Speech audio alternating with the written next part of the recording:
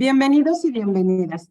La Secretaría de Cultura y el Instituto Nacional de Antropología e Historia, a través del Museo del Templo Mayor, se complacen en presentar a ustedes el ciclo de conferencias complementario a la exposición temporal Coyolxauhqui, el astro, la diosa y el hallazgo.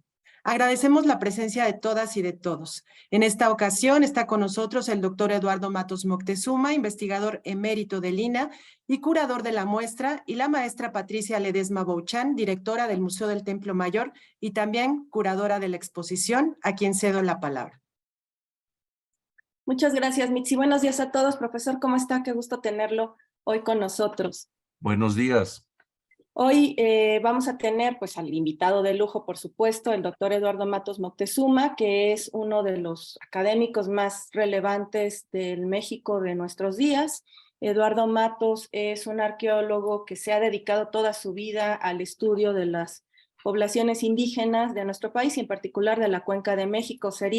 Yo creo que no terminaríamos si hablo de todo su currículum vitae, pero pues hay que recalcar que es un académico en toda la palabra, tiene varios textos como su clásico Muerte a filo de obsidiana, también para quien le interese la biografía del profesor, Arqueología de un arqueólogo o Los rompimientos del centauro, también es un texto muy interesante. Por supuesto, sus obras en el Colegio Nacional, donde viene prácticamente un compendio de los trabajos, que fue uno de los más recientes, el de Tenochtitlan en el Fondo de Cultura Económica, junto con el de Tlatelolco. Al profesor Matos también le gusta mucho la historia de la arqueología. Si ustedes están interesados en estos temas, se los recomiendo. Y que también es uno de sus clásicos y seguramente de los favoritos del profesor, Las mentiras y verdades, que editó con Editorial Raíces, que es también parte de su comité académico. Eduardo Matos tiene mucho trabajo escrito, tiene más de 500 obras entre textos de diferente ámbito, teóricos para todo público. Ha dado más de 1000 conferencias, imagínense ustedes, y por supuesto su calidad académica ha sido reconocida a nivel nacional e internacional, entre otras distinciones, pues todos recordamos el Premio Princesa de Asturias a las Ciencias Sociales en el 2022, y recientemente el profesor ha recibido la presea José María Luis Mora, que otorga el Estado de México, además de las palmas académicas, la Orden Nacional al Mérito, la de Caballero de las Letras y Artes, la medalla Nicholson, y últimamente también la Universidad de Harvard creó la cátedra de Eduardo Matos Moctezuma Lecture Series, primera asignatura dedicada a un mexicano en los 400 años de historia de esta prestigiosa institución. Y hoy el profesor Matos nos va a hablar de la diosa Coyolxauhqui, que dio paso a este proyecto arqueológico que, hay que recalcar, no fue el primer proyecto que el profesor Matos llevaba mucha trayectoria ya hecha cuando aparece esta escultura monumental, pero le dio oportunidad para desarrollar un proyecto arqueológico que marcó prácticamente buena parte de su trayectoria. Profesor Eduardo Matos, mucho gusto por estar hoy con nosotros y le doy la palabra. Muchas gracias, querida Patricia, por esas amables palabras de tu parte. Y pues estamos, imagínense, celebrando 45 años en que en aquella madrugada los obreros de la Compañía de Luz y Fuerza del Centro encontraron esta monumental escultura de la deidad lunar de Coyolxauhqui. Y hoy, como tema dentro del ciclo que ha organizado el Museo del Templo Mayor, me corresponde hablar sobre la anatomía de una diosa. Cuando se dio a conocer estos programas, este ciclo de conferencias, algunas personas, algunos amigos me hablaron y me dijeron, oye, anatomía de una diosa, ¿vas a hablar de Marilyn Monroe o de Sarita Montiel o de quién? Le dije, no, se trata de Coyolxauhqui y que esa es una diosa lunar de verdad. Entonces, el tema obedece a algo que siempre he considerado muy importante, porque voy a poner énfasis en este relato sobre el aspecto estético de la diosa.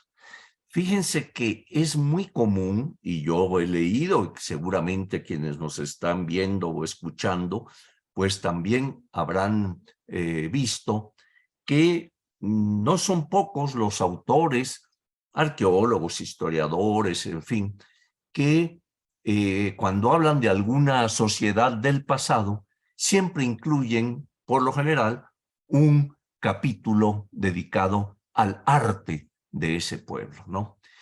Y ahí hay que tener mucho cuidado. Hablar de las expresiones artísticas de los pueblos del pasado no es cosa fácil.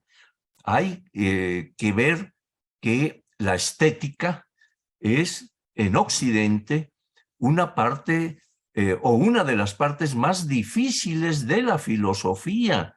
O sea, que no es fácil acceder a esto y ponerse a hablar de algunos aspectos, en fin, sino que hay que conocer, en primer lugar, al pueblo en que se dieron estas expresiones artísticas, porque conocer a ese pueblo nos va a dar ya un buen parámetro para poder entender por qué existen tales expresiones, ¿no? ¿Por qué se están dando? ¿No?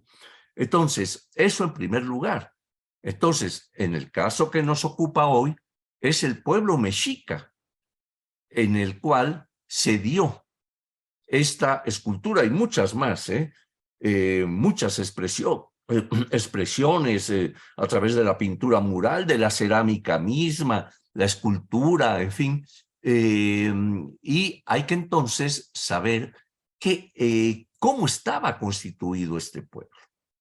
Y este pueblo, el mexica, fundamentalmente era un pueblo agrario, agrícola, ¿verdad?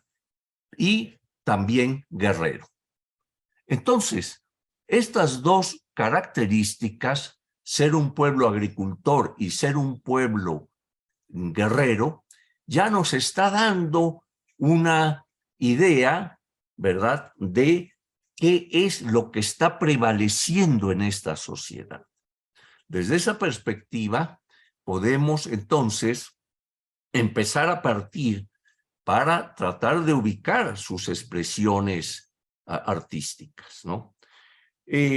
Pero hay que tomar en consideración otros aspectos. Por ejemplo, en dónde se dio estas esculturas, es decir, el contexto ya específico en el cual van a tomar presencia, van a cobrar presencia estas figuras, estas imágenes, ¿no? Y en el caso que nos ocupa, Coyolxauhqui, pues vemos cuál es el contexto en que se encontró. Primero, se encontró en el principal templo mexica. Segundo, se encontró del lado de Huitzilopochtli. No está de más recordar que el templo mayor estaba formado por dos partes fundamentales, ¿no? Cada uno con una deidad en su parte alta, en su adoratorio. Entonces, el lado, si lo vemos de frente, el lado de la derecha era el dedicado a Huitzilopochtli, el dios de la guerra, el dios solar por excelencia, ¿no? Y por otro lado, también podemos observar el lugar que está ocupando dentro de ese espacio. Fíjense, está colocada en este caso, en la cuarta etapa constructiva, ¿verdad?, sobre la plataforma que sustenta el templo encima, ¿no? Esto tiene también una importancia fundamental, ¿no? Pero para no olvidar el otro lado, el lado de Tlaloc, viendo de frente a la izquierda, pues vemos cómo allí está la presencia de la deidad de la lluvia, la deidad por excelencia que tiene que ver con la fertilización de los campos, de la práctica agrícola, etc. Entonces, de entrada, ¿qué es lo que estamos observando en este edificio llamado Templo Mayor o Hueyteocalli en náhuatl? Estamos observando la presencia en ese elemento, digamos, arquitectónico de las dos principales, los dos principales aspectos económicos que sostenían a la sociedad mexica. Por un lado, Huitzilopochtli con la guerra, es decir, la expansión a otras regiones para controlar militarmente a esas poblaciones e imponerles un tributo. Este tributo, como ustedes saben, era muy variado y correspondía también a la región conquistada, es decir, si era una región, digamos, tropical, pues allí vemos cómo se les imponía entregar, por ejemplo, pieles de jaguar o de animales de aquella región, productos que había en esa región, etcétera, etcétera, ¿no? Si era un área relacionada o costeña, con el mar, en fin, pues vemos también presencia de caracoles, de conchas, de toda una fauna marítima que también era traída, ¿no? Entonces, pues, vemos cómo ese lado de la guerra, de la imposición a otros grupos, está presente en el Templo Mayor. Y el otro lado, el de Tlaloc, pues nos está implicando lo que decíamos, la producción agrícola, un pueblo agrícola que también se sustentaba fundamentalmente en la agricultura, ¿no? Sabemos desde hace ya muchos siglos atrás cómo se había llegado a domesticar plantas como el maíz, el frijol, la calabaza, el chile, el aguacate, etcétera, ¿no? Entonces, la agricultura pues era una de las bases fundamentales también de este grupo. Entonces, vemos cómo la economía está tomando presencia en esta estructura, ¿no? Pero, claro, digamos, revestida de todo un aspecto religioso. Y ese aspecto religioso, pues era muy importante, porque, y aquí empezamos a entrar en estos aspectos también relacionados con la estética, en la cual vemos como autores, por ejemplo, como Paul Wettstein, ¿verdad?, de origen alemán, que vino a radicar a México, traía todo el conocimiento de los principios estéticos europeos, etcétera, ¿verdad? Pero al llegar aquí se involucra, estudia, profundiza en los pueblos mesoamericanos. Y él nos dice que muchas de las expresiones estéticas, muchas de ellas corresponden o representan o están relacionadas con el mito. Fíjense.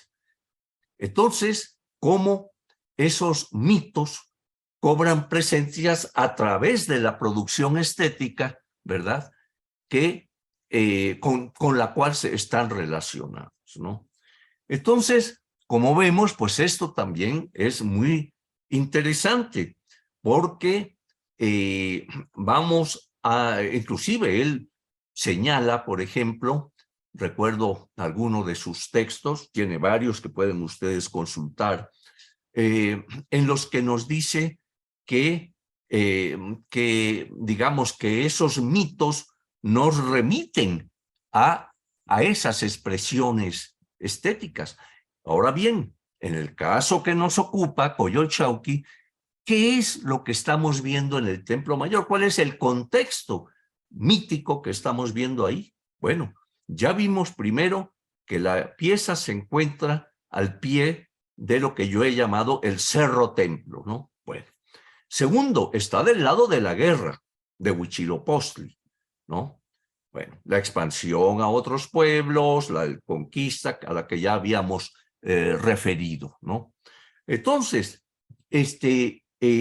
esta monumental escultura, pues, guarda relación con un mito muy importante para el pueblo mexica. Recuerden, lo recuerdo rápidamente porque ha sido repetido hasta el cansancio, ¿verdad? y tomado de las fuentes originarias de Sagún, que relata este mito y demás, pero lo recuerdo rápidamente, ¿no? Como un día nos relata el mito, del cual, por cierto, hay varias traducciones. Hay una del padre Ángel María Garibay, de este mito, hay otra de Miguel León Portilla, digamos, es más poetizada, diríamos, y una tercera más reciente de Alfredo López Austin, ¿no? Que es la que yo tomo como referencia en el libro, cuando hablo de la Coyolxauhqui, en el libro Escultura Monumental Mexica, que escribimos junto con Leonardo López Luján. Bueno, entonces, este mito nos señala, en pocas palabras, que la diosa de la tierra estaba un día barriendo en el cerro de Coatepec. Cerro de Coatepec quiere decir Cerro de la Serpiente. Y entonces estaba la diosa haciendo penitencia cuando vio venir por el aire un plumón blanco que tomó y guardó en su seno. Inmediatamente quedó embarazada. Cuando sus hijos se enteran, ella era la Coatlicue, como diosa de la tierra, era una prolífica madre que había parido anteriormente a las estrellas, según la versión de un investigador alemán, Eduard Seller, había parido a las innumerables estrellas, ¿no? A los surianos, a los ensohuiznahuas, ¿no? Y también al sol. Va a parir, como vamos a relatar, al sol, a Huitzilopochtli, ¿no? Entonces, bien, esta diosa queda embarazada, sus hijos, Coyolxauhqui, la luna, que también es hija de ella, se enteran de aquel embarazo misterioso, no se lo explican y se indignan. Y entonces Coyolxauhqui incita a sus hermanos, a las estrellas, a que vayan al cerro de Coatepec a matar a la madre, por aquello que consideran una afrenta, ¿no? Y entonces empiezan a avanzar, ¿no? Y la diosa de la tierra, Coatlicue, está atemorizada, pero de repente escucha que desde su matriz le habla el hijo que lleva allá adentro, que no es otro más que Huitzilopochtli. Y Huitzilopochtli la calma y le dice que no se preocupe, que él va a tomar ahora sí que cartas en el asunto. Vienen avanzando las huestes de estos surianos encabezados por Coyolxauhqui, empiezan a subir por la ladera, ¿verdad? Y Huitzilopochtli pide que le avisen por dónde van avanzando, por dónde vienen, ¿no? Hasta que finalmente llegan a la parte alta. Allí Huitzilopochtli decide nacer. Y nace para defender a su madre, a la tierra, ¿verdad? Y este poderoso sol nace armado con las Xiuhcoatl, la serpiente de fuego, que yo pienso es el rayo que, digamos, el rayo matutino que el sol al nacer empieza a lanzar sobre la tierra. Armado con esta arma formidable, Huitzilopochtli arremete en contra de sus medios hermanos, ¿no? Y el relato aquí toma dimensiones épicas maravillosas, ¿no? Empieza a corretearlos, empieza a asediarlos, hasta que captura a la que encabezaba esto, a Coyolxauhqui, ¿verdad? La captura y dice el mito que la decapita, le corta la cabeza, toma el cuerpo y lo arroja desde lo alto del cerro de Coatepec. La diosa va rodando hasta caer en el fondo desmembrada y descuartizada. Y así la vemos en algún códice, en fin. El hecho es que a sus hermanos igual los dispersa, los aniquila, en fin. Y una cosa muy interesante, dice, y se apodera de su Anecuyot, o sea, se apodera del destino de ellos, se hace más poderoso al tomar en sus manos esto. Bueno, hacemos aquí un pequeño paréntesis para que vean el alcance de este mito. Este mito también lleva una carga muy importante y es la siguiente. Un pueblo guerrero, expansionista como el mexica, necesitaba también justificar esa acción y la justifica en base al mito también en parte, ¿no? O sea, el destino de nuestro Dios, de uno de nuestros principales dioses, es nacer para la guerra. Nosotros somos el pueblo del sol, como lo llamó don Alfonso Caso. Somos el pueblo del sol y nuestro destino es ir a la guerra. Ah, muy bien. Entonces ya están justificando la acción guerrera de ir a conquistar otras regiones porque así se lo señala su Dios, ¿no? Bueno, entonces, este lado del Templo Mayor que representa este cerro de Coatepec, donde se lleva a cabo este combate y demás, pues como ven, cobra una importancia fundamental porque está reactualizando ese mito tan importante para el mexica, ¿no? Entonces, ¿qué es lo que ocurre? Que el mexica va a reproducir en esa parte del Templo Mayor aquel combate que había sido tan importante. Pero algo más, lo va a rememorar, a conmemorar año con año. Entonces, cada vez que venía el mes dedicado a Huitzilopochtli, el mes de Panquetzalistli, allí volvía a reproducirse todo el combate. O sea, venían, bajaban los sacerdotes, recorrían una parte de Tenochtitlan, tenían combate en contra, había un barrio de Huiznahua, ¿verdad? Y tienen allí un combate fingido, si se quiere, pero al fin y al cabo se escenifican nuevamente aquel mito, ¿verdad? Y finalmente regresan al templo. ¿Y cómo culminaba esta fiesta? Subían a los prisioneros de las guerras de conquista, los subían pasando, imagínense, a un lado de la diosa muerta y decapitada allí al pie, sobre la plataforma del Templo Mayor, y subían a la parte alta para ser sacrificados. El medio de sacrificio, sabemos que había varios, era la extracción del corazón. ¿Y qué se hacía con el cuerpo del recién muerto a través de este sacrificio, ¿verdad? Lo tomaban los sacerdotes y lo arrojaban y el cuerpo iba cayendo, al igual que lo hiciera Huitzilopochtli en el mito, ¿verdad? Va cayendo el cuerpo y si tenían buen tino, que yo creo que sí, caía sobre la escultura de la diosa, que estaba exactamente al centro. Entonces arrojaban el cuerpo, caía ahí. ¿Y qué ocurría? Una vez ahí, lo desmembraban y los guerreros que habían capturado a aquel enemigo sacrificado, pues ahora sí que cargaban con la parte correspondiente y se lo llevaban para hacer sus rituales, ¿no? Entonces, fíjense nada más la importancia que esto tiene. Lo que decía Westen tenía mucho sentido.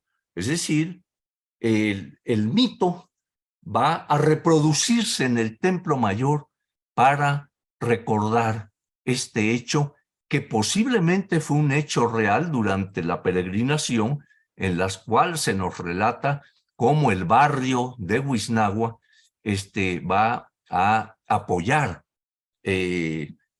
para que ya queden establecidos en ese lugar mítico Coatepec, etcétera. Y sin embargo, el grupo de Huitzilopochtli, pues no, dicen que aún tienen que llegar a la tierra prometida y continuar adelante. Y se nos dice que se crea un combate. Entonces ese combate entre hombres se va a convertir en combate mítico, ¿verdad? Entre dioses. Entonces, fíjense nada más todas las implicaciones que esto tiene, ¿no? Y esto está plasmado en esta figura que yace al pie del Cerro Templo, ¿verdad? Como imagen del Cerro de Coatepec y que está allí ya desmembrada, descuartizada, decapitada, etcétera, etcétera, como la vamos a ver dentro de un rato. Entonces, ¿qué es lo que yo quiero resaltar? Que cuando analicemos alguna de estas figuras, tenemos que penetrar en todo su contexto, no únicamente quedarnos con la pieza en sí, elaborar sobre ella pues ideas, cosas que pueden ser válidas, no, yo no niego eso, pero que si tenemos el contexto total, histórico, mítico, etcétera, en que se dieron los hechos, pues obviamente vamos a tener muchos mejores elementos para saber por qué hay ese tipo de representación, por qué se nos muestra así, etcétera, etcétera. Entonces, creo que es momento de pasarles un video en el cual vamos a poder ver. Este video lo grabamos a petición precisamente de Patricia Ledesma, nuestra directora. Lo grabamos hace, no sé, un mes o algo así, ¿verdad? Y en él vamos a ver algunos aspectos de, digamos ya, de las características propias de la deidad y por qué se le representa de esta manera. Entonces, vamos a pasar a esto y luego vamos a continuar con nuestra charla. Adelante.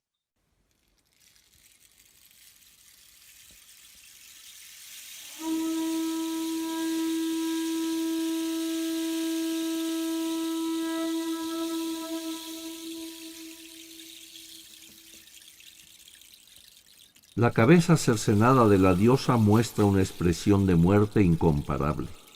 Vista de perfil, nos permite conocer la parte derecha del rostro del personaje.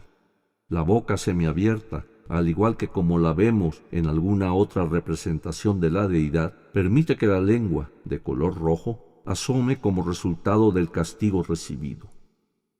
El ojo, abierto, presenta el iris y en uno de sus extremos se adivina el color rojo con que estuvo pintado, en parte tal como se representa en los códices, a decir de quienes hicieron el estudio. De la cintilla de color blanco que pasa sobre la nariz, cuelga un cascabel ocre que le da nombre a la diosa, la de cascabeles en las mejillas, o como prefieren otros, la que tiene pintura facial con cascabeles. No hay que olvidar que esta característica de portar cascabeles es un signo distintivo y muy peculiar de la diosa. Sin embargo, hay que notar algo importante: la orejera que cuelga del lado derecho del rostro. El artista no se contentó con solamente labrarla del lado derecho, ya que la del otro lado no estaría a la vista, sino quiso enmarcar adecuadamente el perfil muerto a la vez que llenaba un vacío, por lo que consideró pertinente colocar la nariguera de forma similar a la orejera, logrando una cierta idea de perspectiva que realza más el rostro de la diosa. A lo anterior hay que agregar el fleco de cabello negro que se encuentra sobre la frente y que tiene plumones blancos que resultan típicos de la deidad. Una serpiente se entrelaza en los cabellos y su cabeza emerge frente a la cara de Coyolxauhqui. Sirve de tocado un enorme penacho de largas plumas azules de águila real, compuesto adicionalmente de pequeñas plumas de la misma ave, que por cierto es conocida como símbolo solar y, por ende, relacionada con Huitzilopochtli. Algo que nos maravilla de esta pieza es, sin lugar a dudas, la genialidad del escultor que la hizo. Esto se demuestra con la manera de resolver el tronco del cuerpo pintado de color ocre. La parte alta del mismo está hecho de frente, con los senos a la vista y cuyos pezones en tono azul se logran a manera de pequeños caracolillos marinos. Por otra parte, de la cintura para abajo se muestra de perfil, con los pliegues del abdomen y el glúteo derecho que termina en el lugar en que da comienzo el muslo cercenado. Un detalle interesante es el pubis resuelto con sencillez. Lleva un cinturón en forma de doble serpiente que circunda la cintura, al mismo tiempo que aprisiona el cráneo blanco que así queda sujeto en la parte posterior de la deidad. Recordemos que cráneos así son característicos de personajes relacionados con la tierra o el inframundo. los vemos en representaciones de la diosa madre, Coatlicue, en Xantico y en figuras de Mictlantecutli o de Ciguateteus, mujeres muertas durante el parto. Otro tanto ocurre con imágenes de Tlaltecutli, en su versión femenina. Por cierto que el cráneo, de perfil, se nos presenta con un acentuado prognatismo, lo que ha hecho pensar a alguna estudiosa que se trata de un cráneo de mono, idea que no comparto. El tronco se encuentra ocupando el centro de la pieza y en las partes en que se hicieron los cortes de la cabeza y de las extremidades, brazos y piernas, se ven claramente los pliegues de la piel en forma de ondulaciones justo en el lugar de la herida. El tronco, visto de frente y de perfil, como si fuera una figura cubista, pero sin perder su realismo, permite al espectador admirar en toda su grandeza el cuerpo mutilado. Sirve de centro del que parten las extremidades en movimiento. Separados del cuerpo, los brazos y las piernas cobran vida propia y es así como tenemos en ellos diversos elementos que es necesario analizar. En primer lugar, en el sitio del corte que produjo la mutilación de los miembros, se ven las cabezas de húmeros y fémures pintados en tono rojo. En la piel mutilada se aprecian tanto los cúmulos de grasa como la parte muscular. Después llaman nuestra atención las dobles serpientes que se anudan en ambos brazos y piernas. Los cuerpos de todos los ofidios, identificados como falsas coralillos, están pintados de azul, si bien la parte ventral lo está de rojo, salvo los casos de la que forma el cinturón y la que surge de la cabeza. Las cabezas del animal también tienen color rojo y dientes y colmillos son del tono blanco. Ahora bien, ¿qué significado guarda esta doble serpiente? Se le relaciona con la muerte, conforme lo expresan quienes realizaron el estudio pictórico de la escultura. Las soluciones magistrales que dio el escultor a la pieza se ven en detalles como el de las serpientes mismas. Si las observamos con detenimiento, veremos cómo la lengua bífida sirvió para llenar espacios y en algún caso, como el de la cabeza de la sierpe que está en el brazo derecho, se omitió la lengua porque no tenía ya espacio para colocarla. Pero en los otros casos, la lengua cambia de posición según conviene al artista para dar equilibrio a la pieza. Otro tanto ocurre con la sangre roja que emana de las heridas, a la que, para darle el movimiento de que fluye, le colocaron líneas zigzagueantes que llenan espacios importantes del todo, aunque labradas a menor altura que el relieve del cuerpo. Algo destacable en las extremidades es que en las coyunturas tienen una especie de mascarones que han tratado de interpretarse de manera infructuosa por diversos investigadores. En efecto, tanto en codos como en rodillas y talones se encuentran estos rostros de color blanco formados por una órbita y un párpado de color azul, con encías pintadas de rojo y largos colmillos en tono blanco. Aparecen en deidades como Tlaltecutli, Coatlicue y la Tzitzimime, es decir, que guardan relación con la tierra y la muerte. Las he interpretado como elementos que protegen las coyunturas para que no penetren por ellas aspectos malignos. Finalmente, la diosa porta pulseras adornadas con cascabeles y los pies llevan sandalias ornadas con sendos caracolillos. Detalle singular de la mano izquierda es la solución dada a la uña del dedo pulgar que se muestra en forma lateral. Coyolxauhqui simboliza al grupo vencido, es la imagen de los derrotados. Su presencia se integra al prólogo final que enfrenta al cautivo al ser conducido a la cima del templo para ser sacrificado. Coyolxauhqui, magníficamente representada, cumple su cometido al servicio no solamente de un pueblo triunfal, sino del grupo que dirige sus destinos con la inclemente lógica impuesta por la necesidad de conservar su poderío. Coyolxauhqui es entonces, además de una hermosa talla labrada por un gran escultor desconocido, el receptáculo de toda una carga ideológica y una intención.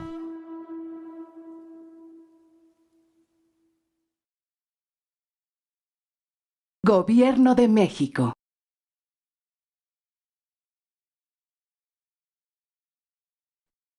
Bien, pues han visto ustedes esta grabación hecha por el INAH, en la cual pues fuimos recorriendo prácticamente el cuerpo de la deidad. De allí el título, Anatomía de una diosa. Y algo que fuimos describiendo también y que es muy importante son los colores con que la escultura, digamos, fue decorada. Estos pigmentos aparecen en diversos tonos, sobre todo, por ejemplo, para el cuerpo, el tono ocre, el amarillo, ¿verdad? Que lo vemos también presente, por ejemplo, en la gran escultura monumental de Tlaltecutli, también en el Templo Mayor. ¿Recuerdan aquella figura de una versión de la diosa terrestre, ¿no? Y allí vemos también cómo el cuerpo estuvo pintado con este tono amarillo. Pero también vemos, por ejemplo, el rojo para la sangre, como lo comentamos, el azul en determinados detalles, el blanco, que también es importante, el negro, que fundamentalmente era la paleta que utilizaba el mexica en sus diversas expresiones pictóricas. Y aquí viene a cuento recordar algo, como en general, desde sociedades mesoamericanas más antiguas, como en el centro de México, por ejemplo, como Teotihuacán, ¿verdad? Tula, Cholula, Xochicalco, etcétera, vemos cómo en realidad lo que hoy se nos presenta con un tono gris de la piedra, en realidad estuvo policromado, ¿no? Y esto da otra imagen de las figuras, ya sea esculturas, ya sea arquitectura, etcétera, ¿no? Yo en alguna vez comenté acerca de Teotihuacán, ciudad que, como ustedes saben, es 700, 800 años antes de la llegada de los mexicas al centro de México. Yo comentaba cómo, por lo general, quienes analizan precisamente estos aspectos estéticos y demás, pues cantan, digamos, o realzan aspectos muy significativos de estas sociedades basados fundamentalmente en ese tono, diríamos, grisáceo de la piedra, pero que sin el color, o más bien con el color, cobran otra dimensión, ¿no? Entonces, yo me permití por ahí decir que entonces estamos partiendo, en cierta manera, de un engaño. Es decir, estamos analizando, estudiando estas presencias, pero sin tomar en consideración los tonos, los colores con que originalmente fueron pintadas, ¿no? Lo cual da otro, como digo, da otra dimensión totalmente diferente de el simple color de la piedra, ¿no? Los cantos que se han elevado a Coatlicue, por ejemplo, por algunos estudiosos, por cierto, estudios muy buenos, muy profundos, ¿no? Ahí tenemos a Justino Fernández, cuando nos habla de la Coatlicue, esta enorme escultura que fue encontrada el 13 de agosto de 1790 en la Plaza Mayor de México, hoy Zócalo, ¿no? En donde él hace un análisis profundo, ¿verdad? Pero no se toma en consideración que estuvo policromada, lo cual da otro sentido, ¿no? Leonardo López Luján, en el libro que ya les comenté, desde el Fondo de Cultura Económica, escultura monumental mexica, a él le correspondió hacer el análisis de Coatlicue, ¿no? Entonces hace todo un análisis muy profundo de la deidad, de sus componentes, aclara ahí algunos puntos que no estaban bien sustentados en otras interpretaciones y demás, ¿no? Pero lo que es importante es cómo la investigación, y esto se da en todas las ciencias, pues va avanzando, va evolucionando, va aportando nuevos elementos, y en el caso, por ejemplo, de la piedra del sol, el mal llamado calendario azteca, igualmente vemos cómo estaba policromado, ¿no? Y cómo tenía toda una serie de pigmentos, la mayoría de las veces mineral, por cierto, que digamos, que complementaban el aspecto escultórico. Y en una, pues ya no tan reciente exposición que hubo en Bellas Artes y también en el Templo Mayor sobre el pigmento, que fue coordinada por Leonardo, vemos allí cómo inclusive en muchas sociedades de la antigüedad, en griegos, romanos, etcétera, vemos cómo el pigmento jugaba un papel muy importante, ¿no? Y en el mundo mesoamericano, además, cada color tenía un significado específico, ¿no? Entonces, pues todo esto hay que tomarlo en cuenta, en consideración, para poder hacer un análisis completo de estas expresiones, ¿no? Por cierto que de la piedra del sol, como digo, el mal llamado calendario azteca, se quisieron hacer también interpretaciones de cómo había estado pigmentado, ¿no? Y recuerdo la de Sig Flanders, por ejemplo, en que él se basa mucho en los códices, ¿no? En los colores, en los pigmentos que hay en los códices, para tratar de ver cómo pudo haber estado esta figura.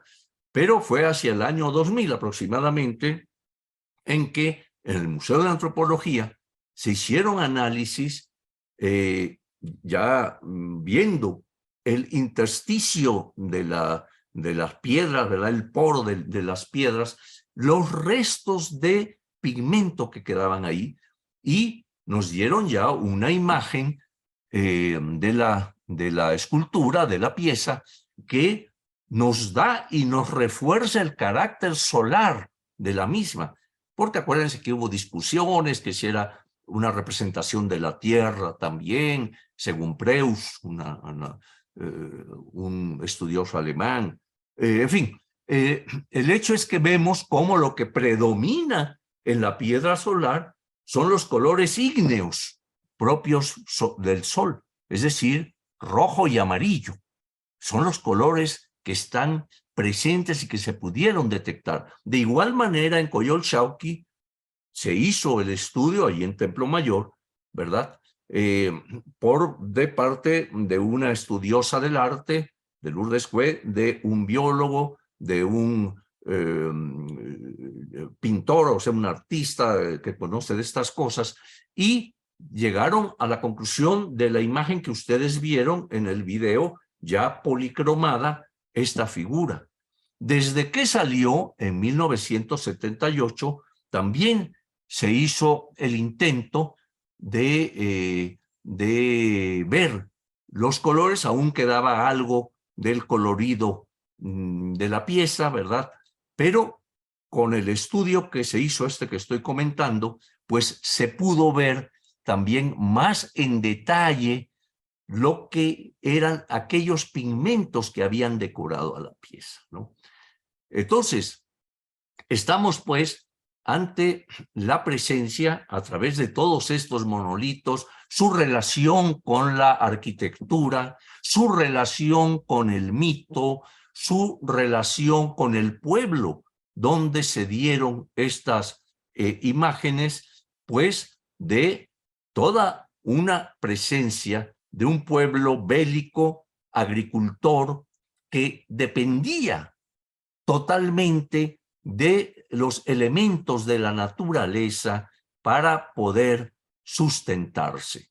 Entonces, pero también de la imposición militar, ¿no? Entonces, de esta manera, pues, vemos cómo inclusive el combate, eso que es tan importante y que se da en Coyolxauhqui cuando lucha contra su hermano Huitzilopochtli, deidad solar, ¿verdad?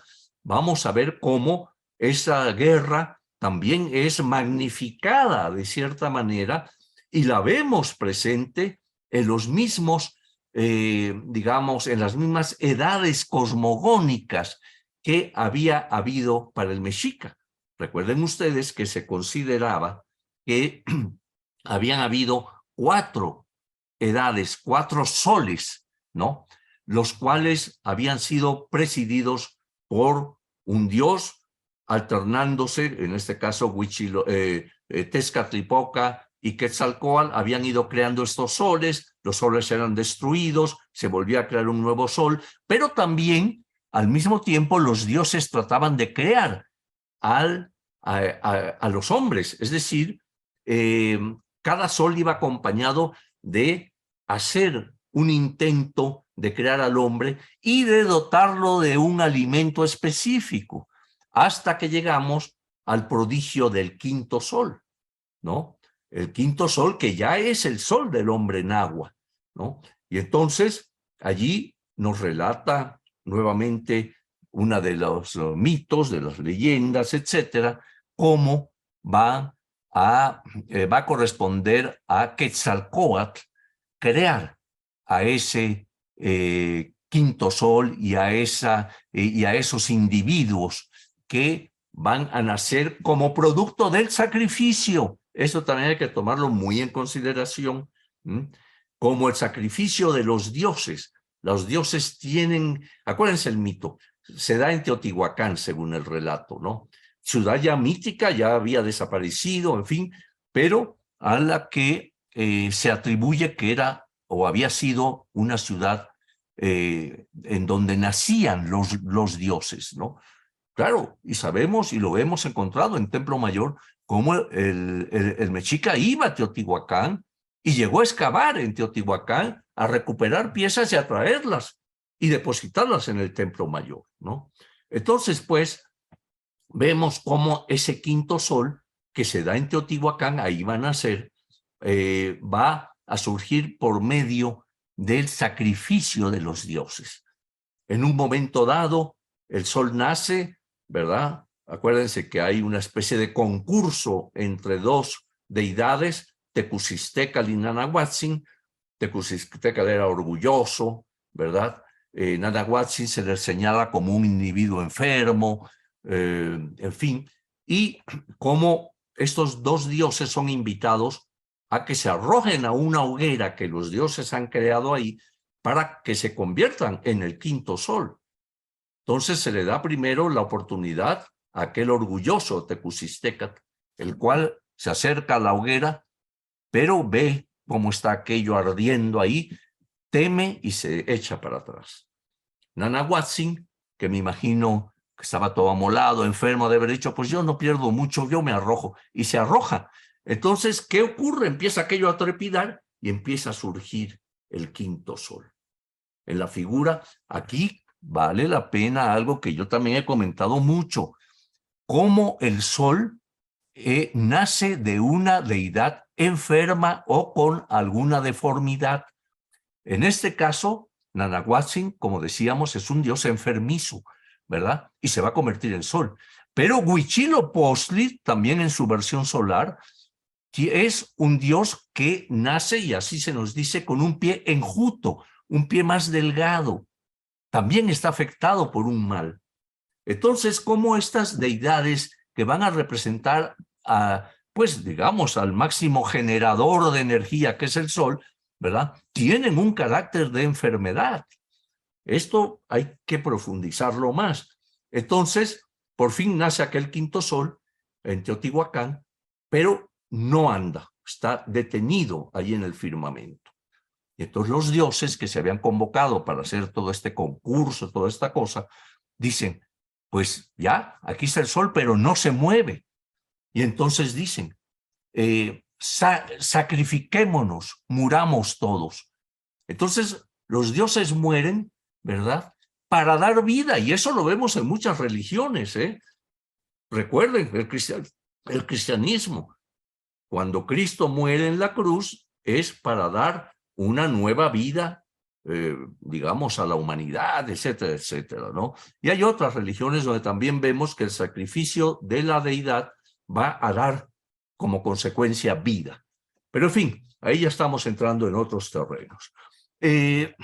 Pero por fin nace este quinto sol que va a dar pie digamos, a la humanidad.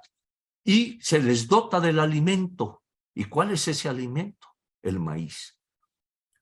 El maíz es el que los dioses, según también se nos relata, colocan en la boca de aquellos individuos y entonces se robustecen, como se señala. Y lo mismo ocurre en el mundo maya, en los mitos mayas, en donde el hombre está hecho en su esencia de maíz, ¿no? Mientras que en el cristianismo se nos relata en la Biblia que los individuos, que los hombres son hechos de barro, ¿verdad? Y a la mujer ya desde ahí se le empieza a rebajar, ¿verdad? Está hecha de una costilla del hombre, imagínense. En el mundo mesoamericano no, ¿verdad? Hombres, mujeres, etcétera, están fortalecidos con el maíz.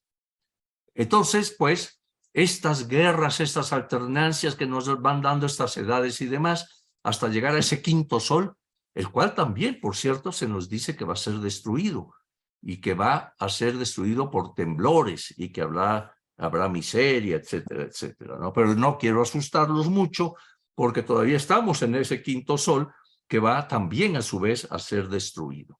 Pero el mito, volvemos a nuestro inicio, el mito de la lucha, de la guerra, que era lo que yo trataba de hacerles ver la importancia, está dando la justificación a un pueblo guerrero en su expansión militar a otras regiones.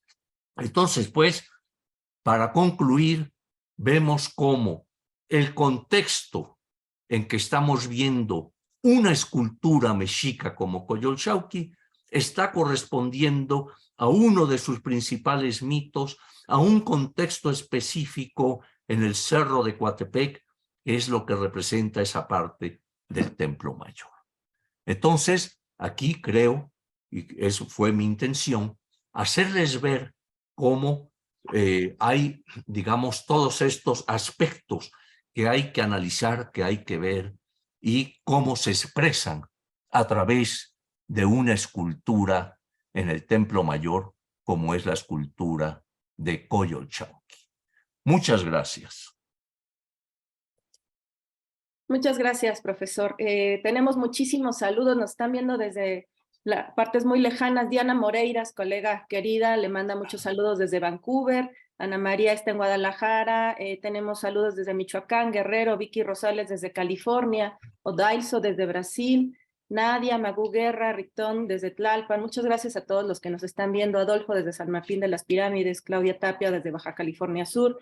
Armando Becerril por aquí pregunta, y es algo que también se liga con otra pregunta que tenemos por parte de otra persona, sobre las otras Coyolxauhqui, profesor. Eso creo que es un tema importante que también lo ha trabajado usted y que Sí. valdría la pena comentarle a la gente, que va ligado con otra pregunta. ¿Por qué esta Coyolxauhqui no fue destruida por los españoles? ¿No? Si ellos destruyeron todo, ¿por qué esta no? Y eso Sí. tiene que ver con la historia de esta y de las otras. Por favor, profesor. Sí, bueno, en efecto, yo estudié y publiqué un trabajito creo que fue en Estudios de Cultura Náhuatl, acerca de las 6 Coyolxauhquis que se conocían en ese momento. Varían estas Coyolxauhquis. Algunas son, por ejemplo, como de este tamaño aproximadamente, que está en el Museo Peabody en Harvard, que representa solamente el rostro, con sus cascabeles colgando en las mejillas, etcétera, ¿no? Tenemos la famosa cabeza de Diorita, esta ya es más grande, que está exhibida en el Museo Nacional de Antropología, ¿verdad? Y que representa la cabeza de la deidad, ya decapitada, los ojos semicerrados, ¿verdad? La lengua aflora también un poco, al igual que lo vemos en esta gran escultura que hemos observado, y pues es otra de estas figuras. Después tenemos que hay un tallado debajo de esta escultura que hemos visto allí en el Templo Mayor. Debajo de ella había una escultura de la Coyolxauhqui, la cual se representa igual, desmembrada, etcétera. La cabeza no está, ¿verdad?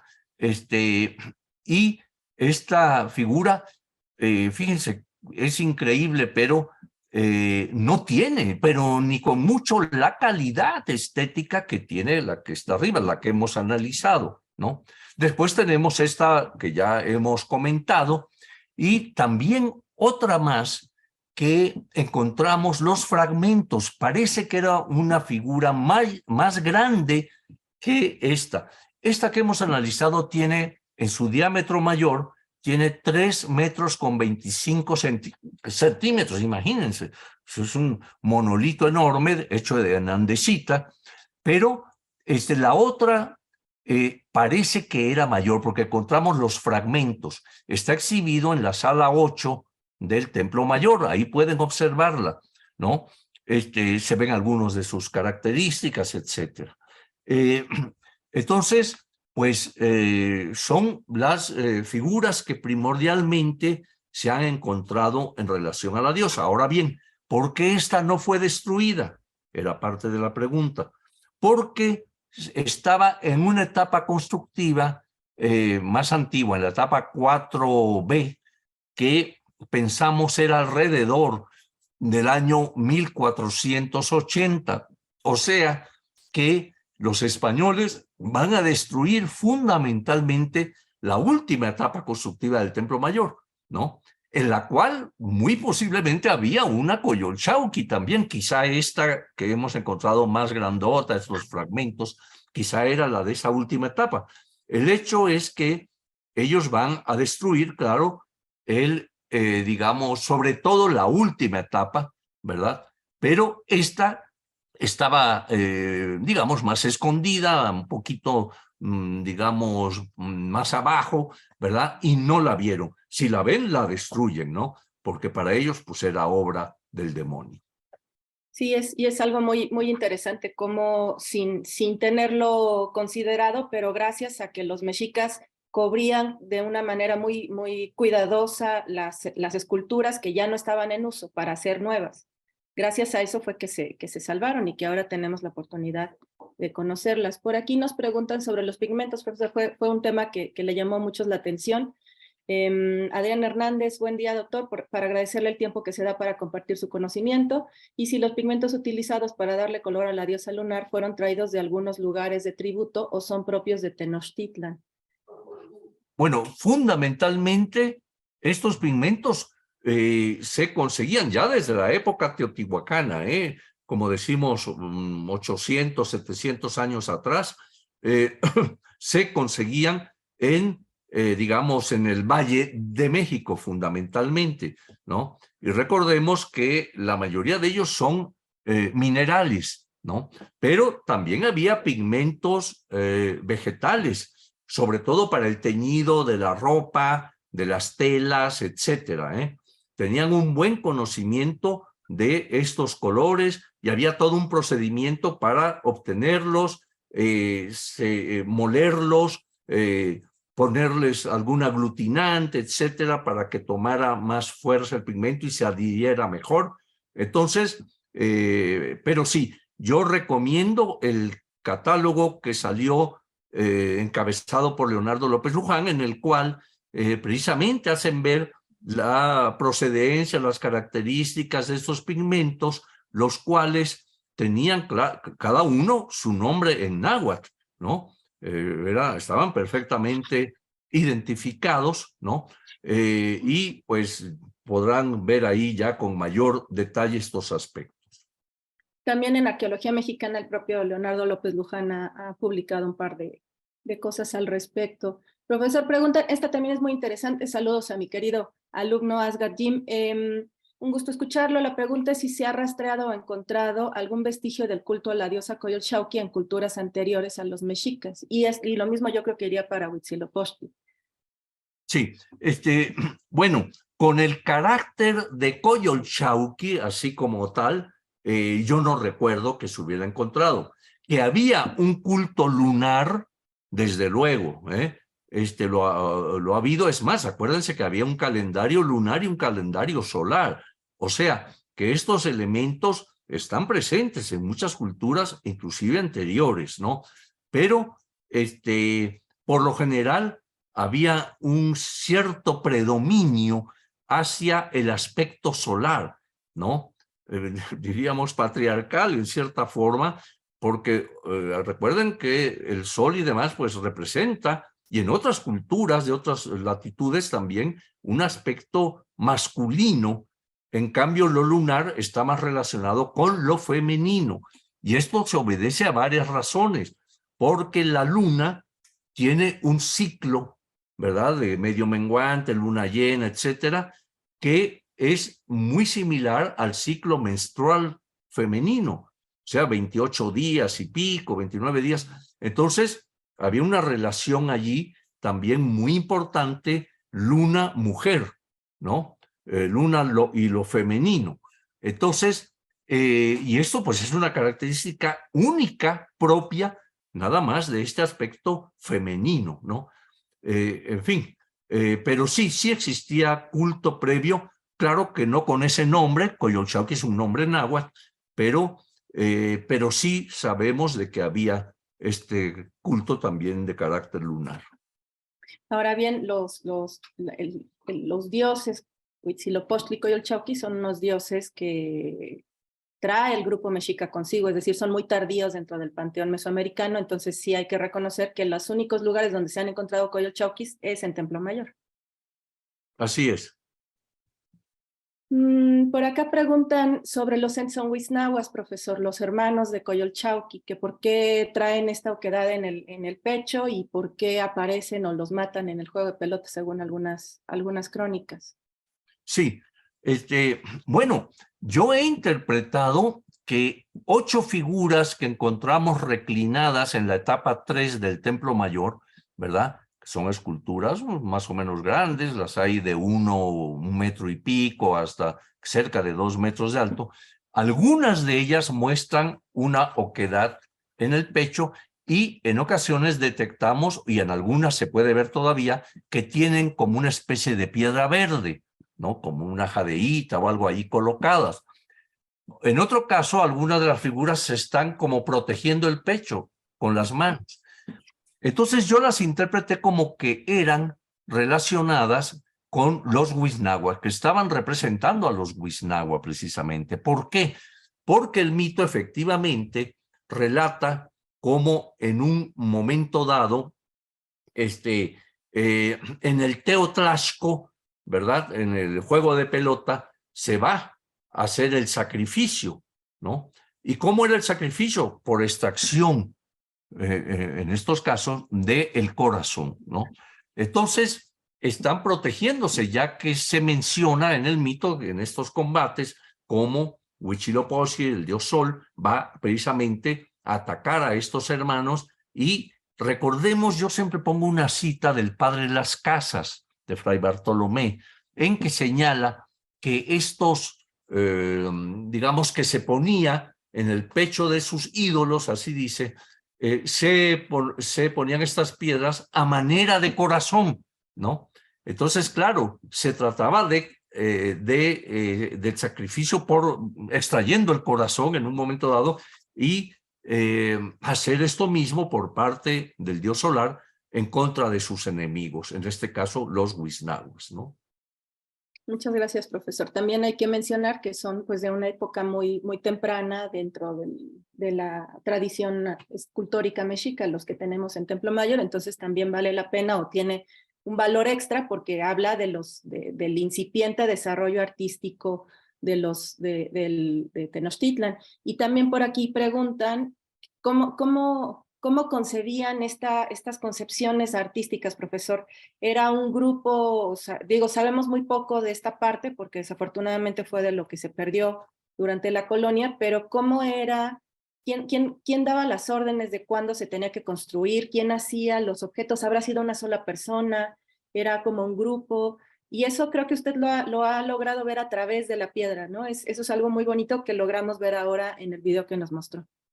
Sí, bueno, sabemos sí que, digamos que había talleres y además la preparación, por ejemplo, de los tlacuilos, de los pintores, ¿verdad? Que a veces era una tradición de padre a hijo, ¿verdad?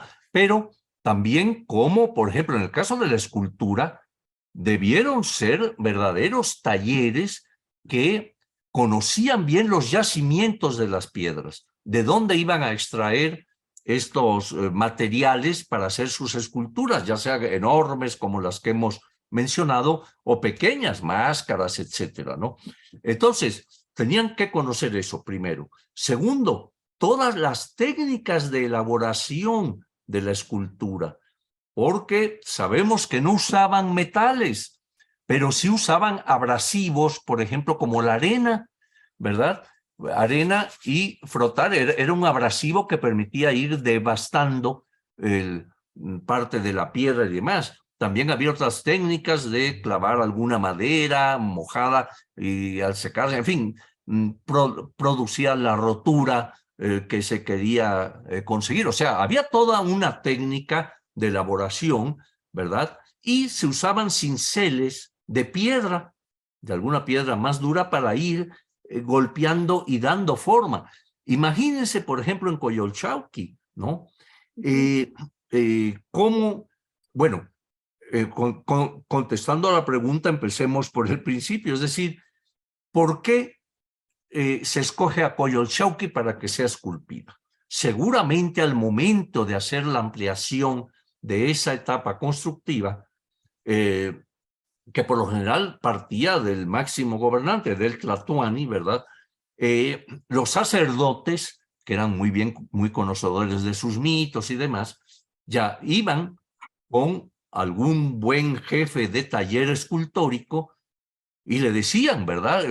Oye, necesitamos una escultura que represente a la luna, a la diosa Coyolxauhqui. Recuérdate que ella ha sido vencida por su hermano, por Huitzilopochtli, y necesitamos que nos la hagas en una representación lunar donde ella esté allí colocada. Entonces, obviamente, el artista poner en un círculo un cuerpo humano, además este cuerpo que además cobra un movimiento impresionante. Si ustedes ven la posición de brazos y piernas, está teniendo un elemento de rotación, diríamos, ¿no? Entonces el artista, me imagino que primero, obviamente, tenía que hacer sus diseños, ya sea en papel de amate o de venado, ¿verdad? Bueno, a ver, esto puede quedar así, ¿no? Mira, corrígele acá, en fin, ¿verdad? Para ya luego plasmarlo en la pieza, ¿no? Y entonces ir trabajando esas partes que debieron contar con ayudantes muy buenos, ¿no? Porque les cuento un detalle. La piedra del sol, el calendario azteca, cuando fue labrado, se nota en su estructura que no se terminó totalmente, porque en algún momento quizá falla de algún aprendiz o del mero escultor que estaba a cargo, el hecho es que se les va y se rompe una parte en la cual ya, es decir, ya no va a quedar como ellos querían. No quiero saber cómo le habrá ido al escultor que cometió esa falla, porque la pieza estaba terminada prácticamente en todo el labrado, ¿no? Pero lateralmente es que viene esta falla y demás. Sin embargo, creo que sí fue utilizada. Pese a eso, debe haber sido colocada, por cierto, como Coyolxauhqui, en forma horizontal, no vertical como se nos muestra en el Museo de Antropología, sino vertical, cosa que ya apuntaba don Alfredo Chavero en el siglo XIX, ¿no? Que su posición de la Piedra del Sol debió haber sido horizontal.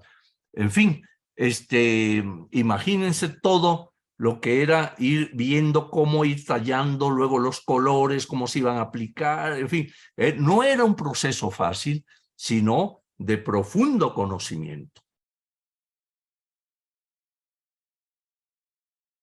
Muchas gracias, profesor. Y es que eso es muy importante. A veces vemos los objetos, pero olvidamos a las personas detrás y a toda la organización social, política e incluso al poderío económico para lograrse hacer de un material de ese tamaño. Y eso vincula con lo que usted también nos acaba de platicar ahora sobre estos mitos que cohesionan a la sociedad. Es decir, por ahí ya varios estudiosos nos han recalcado que la capacidad humana que nos hace ser quienes somos es que podemos organizarnos y trabajar en equipo para lograr grandes empresas. Pero la forma que hemos encontrado para hacer esto es a través de estas ficciones que nos unen, dice Harari. Y en este caso, pues la ficción que unía al grupo mexica era precisamente este mito del nacimiento de este sol, que nos va a marcar la identidad de este grupo que como usted lo dice, es un sol guerrero. Y eso va a ayudar, por supuesto, a que el grupo se cohesione y puedan lograr conquistas que para la dinámica mesoamericana fue algo nunca antes visto. En menos de 200 años ya tenían controlada un territorio bastante amplio y yo creo que se hubieran seguido por más. Y eso lo logró usted identificar dentro del Templo Mayor, que tampoco debió ser fácil. Es decir, de pronto encontramos objetos aquí y allá, pero que usted pudiera lograr darle una cohesión narrativa, por así decirlo, no debió ser sencillo. Por supuesto, ya había otros estudiosos que por ahí se habían metido en el tema, pero solo hasta que usted logró encontrar la evidencia material, por un lado, y hacer, después de muchos años, esta conjunción, se logró como entender a nivel macro, no solo el Templo Mayor, sino algo de lo que también ya nos habló Raúl Barrera antes, de otros edificios que venían a lo largo de este templo. No sé si nos quiera comentar un poquito más de eso.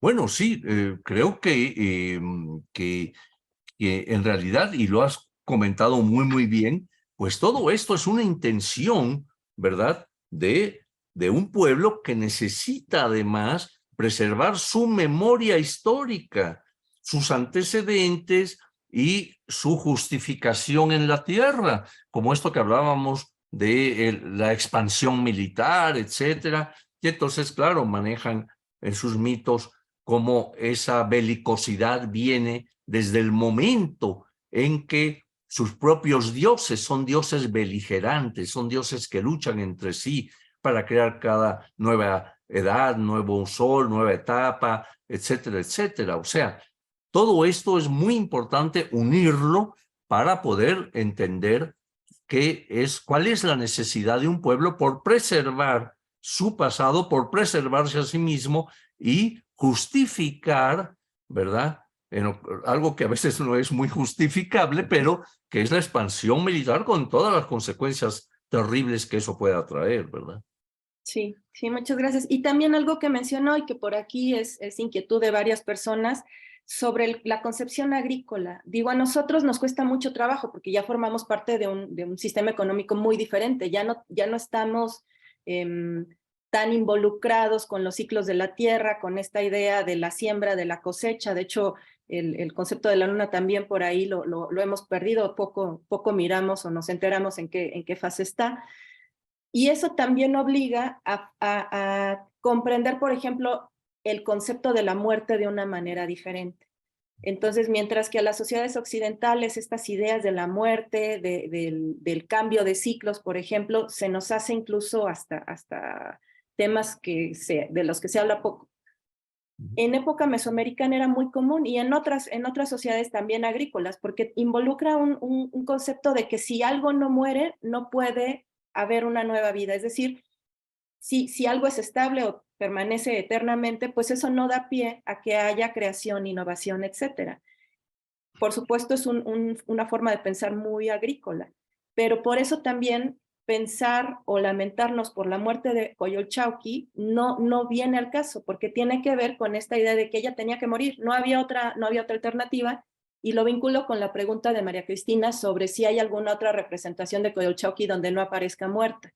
Al menos en las 5 que hemos encontrado en Templo Mayor, pues en todas aparece así, porque el mito de lo que nos está hablando es de un cambio de ciclo, como ya lo dijo el profesor, de un nuevo sol, y obviamente ese sol no, o sea, si Coyolxauhqui hubiera ganado esa batalla, pues no hubiera habido sol. Sí, en efecto, o sea, con su calidad de una deidad nocturna, una deidad relacionada con los poderes de la noche, etcétera, junto con las estrellas, los Wisnagua o los Censo Wisnagua, las innumerables estrellas del sur, etcétera, pues tiene ese carácter y no puede ser de otra manera porque es una dualidad. Aquí entramos al concepto de dualidades que es muy importante. Luna y día, perdón, luna y sol, noche y día, por ejemplo, ¿no? O vida y muerte, que son dualidades que forman un todo, pero que están explicándonos. Yo alguna ocasión decía que una llave para tratar de entender el México antiguo y su pensamiento era entender el concepto de la dualidad, ¿no? Porque nos va a abrir ciertas rendijas, ciertos caminos para poder entender esto.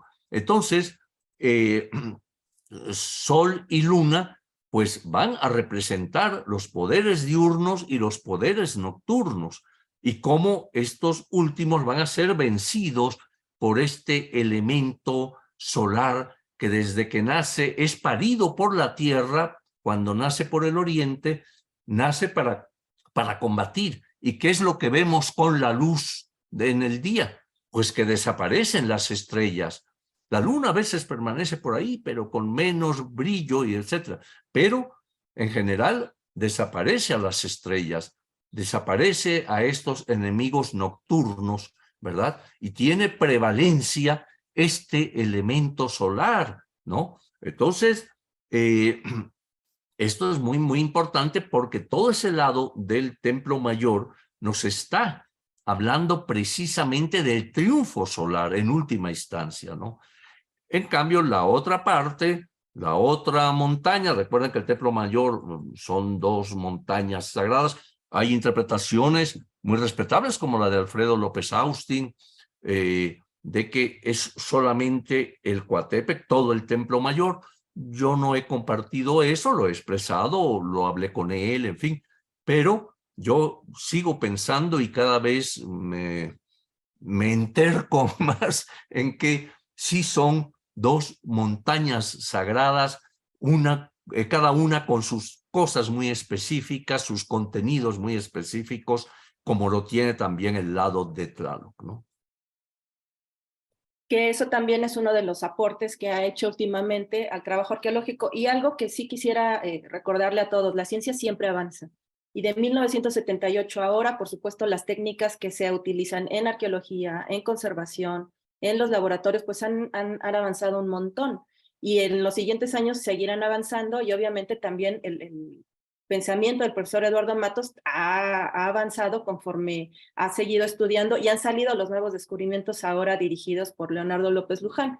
Pero este tema de las líneas de la vida y de la muerte son un trabajo que ha desarrollado últimamente el profesor. Es un tema súper interesante, que ha publicado también en Arqueología Mexicana. Tiene de hecho todo un fascículo dedicado al tema, y lo platicamos, ¿se acuerda, profesor? Hace un año Sí. acá en el tema. Lo que sí habría que señalar es que, a pesar de que los mexicas eran un grupo solar, nunca dejaron de lado a Coyolxauhqui. Y imagínense la inversión que tuvo esta escultura tan magnificente, pues cómo debe haber sido el Templo Mayor en sus mejores épocas. Pero eso no quiere decir que seamos tan maniqueos, es decir, si somos solo sol, entonces nada más vemos el sol, o si somos lunas, solo no, es una idea de que se tienen que tener estas 2 concepciones o 2 fuerzas que siempre tienen que estar en choque, porque eso es lo que les da movimiento a las cosas, y creo que es un trabajo que lo ha desarrollado el profesor Matos de manera muy certera. Profesor, estamos ya por cerrar este evento, tenemos nada más un par de minutos. Saludos a la gente en Massachusetts, nos están viendo desde El Salvador también, desde Hidalgo, desde Brasil, nuevamente saludos a los colegas. Yo creo que hay que reconocerle a usted, profesor, que nos sabe dirigir la mirada. En este caso, en esta conferencia, escuchamos cómo usted, por supuesto, uno ve a Coyolxauhqui, la escultura, y percibe, ¿no?, el cuerpo femenino, esta parte de que es una diosa vencida, pero todos estos detallitos que usted marcó en este video, por eso lo quisimos grabar, le agradezco mucho que nos haya apoyado con esto, nos ayuda a ver detalles que no veíamos desde una mirada no profesional, ¿no? Por ejemplo, este interés del escultor por tener todos los espacios cerrados, no dejó un espacio libre, o los niveles dentro de la propia escultura. Entonces, no sé si nos quiera ayudar cerrando con este tema. Para usted, ¿qué involucra el trabajo detrás de Coyolxauhqui? Como visto desde la estética, que era el tema que usted quería resaltar este día. Bueno, ya lo fuimos relatando, sobre todo en el video, cómo el escultor o el grupo de escultores o el escultor y sus alumnos, sus ayudantes, trataron de hacer algo que yo siempre he dicho que está presente en el arte prehispánico, que no se detuvo vemos como por ejemplo en Occidente hay corrientes, hay escuelas que se van desarrollando, ¿verdad? Y cada una tiene su propia característica y demás. En el México prehispánico vemos junto a una escultura de un realismo tremendo, como puede ser el caracol que está en el Templo Mayor, o como puede ser el águila que también está en el Templo Mayor, por ejemplo, vemos una escultura que llega a abstracciones impresionantes, o en el caso de Coyolxauhqui, como vemos que la cabeza está colocada de lado, ¿verdad? El lado derecho del rostro. Y el cuerpo, es increíble cómo el cuerpo, la parte de los pechos está vista frontalmente, pero ya la parte del glúteo, del pubis, etcétera, está de lado también. Cómo el escultor jugó con eso para darnos en una sola imagen que no pierde su grandiosidad en todo su contenido, cómo logró darnos el frente, pero también el perfil en el rostro y en la parte de la cadera. Entonces, hombre, es impresionante. Yo siempre he visto eso, que en el mundo prehispánico, junto a un taller que estaba creando el caracol de un realismo impresionante, se estaba creando una escultura como la Coatlicue, por ejemplo, ¿no? Que es la abstracción total de una deidad con una gran cantidad de atributos, ¿no? Entonces, esto pues es una característica impresionante del artista prehispánico. Muchas gracias. Y además, como usted dijo, hacerlo en un perfil redondo también debió ser todo un reto para estéticamente, o pensado desde la perspectiva artística, pues para un artista. Por ahí nos piden que le mande un saludo a Víctor, que tiene 10 años y que es su admirador, profesor. Ah, no, pues gran abrazo a Víctor.